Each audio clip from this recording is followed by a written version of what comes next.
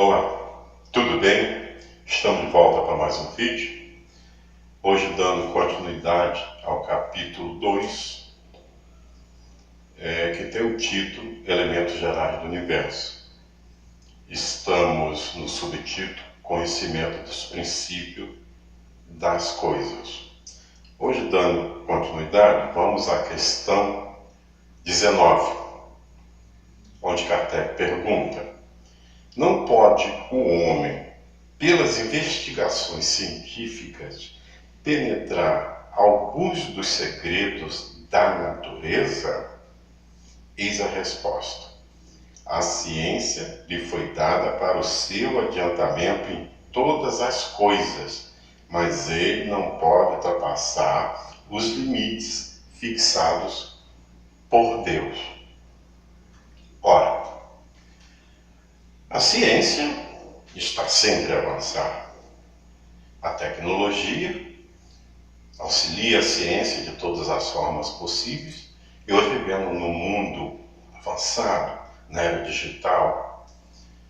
E a ciência começa a devassar cada vez mais o macro e mergulhar no universo microscópico. Então, o que a gente percebe é que a ferramenta é o meio que o homem dispõe para a busca do conhecimento, obviamente auxiliado pela filosofia e também pelas consequências religiosas envolvidas nisso.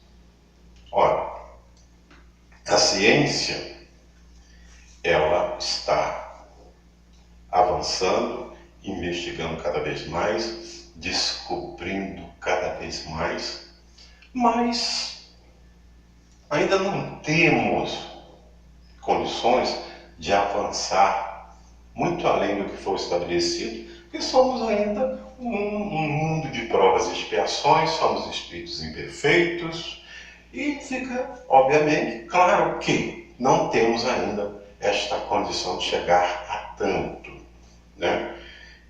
Kardec traz um comentário onde ele diz o seguinte: quanto mais é concedido ao homem penetrar nesses mistérios, tanto maior deve ser a sua admiração pelo poder e sabedoria do Criador. Mas, seja por orgulho, seja por fraqueza, sua própria inteligência o faz. Muitas vezes, joguete da ilusão. Ele amontoa sistemas sobre sistemas e cada dia que passa lhe mostra quantos erros tomou por verdades e quantas verdades repeliu como erros. São outras tantas decepções para o seu orgulho. É verdade. A história da ciência foi construída basicamente por erros para se chegar aos acertos. Muitas coisas foram inventadas, foram testadas, experiência não deu certo, uma variedade de coisas aconteceu. E foi nesses erros, através dessas experiências, que chegou ao acerto, né? Muitas experiências, como a própria lâmpada elétrica, foi milhares de vezes testada para se chegar a uma que realmente fosse eficiente e funcionasse com material de qualidade. Então, isso tudo vai acontecendo, né? Vacinas que foram descobertas e uma variedade de coisas que a ciência descobre. Hoje nós estamos devassando o macrocosmo, já estamos à procura de mundos, de sistemas solares, e estamos descobrindo muito, né? Hoje já são quase mais de 1.600 planetas que estão sendo investigados pela astrofísica, pela ciência, para que a gente possa, aos pouquinhos, avançando, né, nesse grande universo. Então, Só que muitos erros são cometidos também. Muitas vezes erros são aceitos por muito tempo, por milênios. A medicina mostra que Galeno, as experiências deles, algumas delas equivocadas, ficou 2000 anos sendo utilizadas, e depois que se descobriu que não era verdade, aquelas experiências eram equivocadas, porque ele, ao invés de fazer a experiência em corpos de humanos, ele fez com corpos de macaco e deu, evidentemente, problema. Então, sim, é uma tentativa, uma busca, uma experiência incessante para se chegar a estabelecer uma lei como universal e cientificamente aceita. Aí tem uma outra questão que Kardec pergunta, na questão 20. Fora das investigações científicas, pode o homem receber comunicações de ordem mais elevada acerca do que lhe escapa dos testemunhos dos sentidos? Muito bem. Eis que os Espíritos respondem: sim, se o julgar útil, Deus pode revelar-lhe aquilo que a ciência não consegue explicar. E Kardec comenta logo depois, rapidamente, dizendo o seguinte: é por meio dessas comunicações que o homem adquire, dentre certos limites, o conhecimento do seu passado e do seu destino futuro. Quando é chegada a hora, sempre vem um gênio, um espírito missionário para estabelecer novos parâmetros.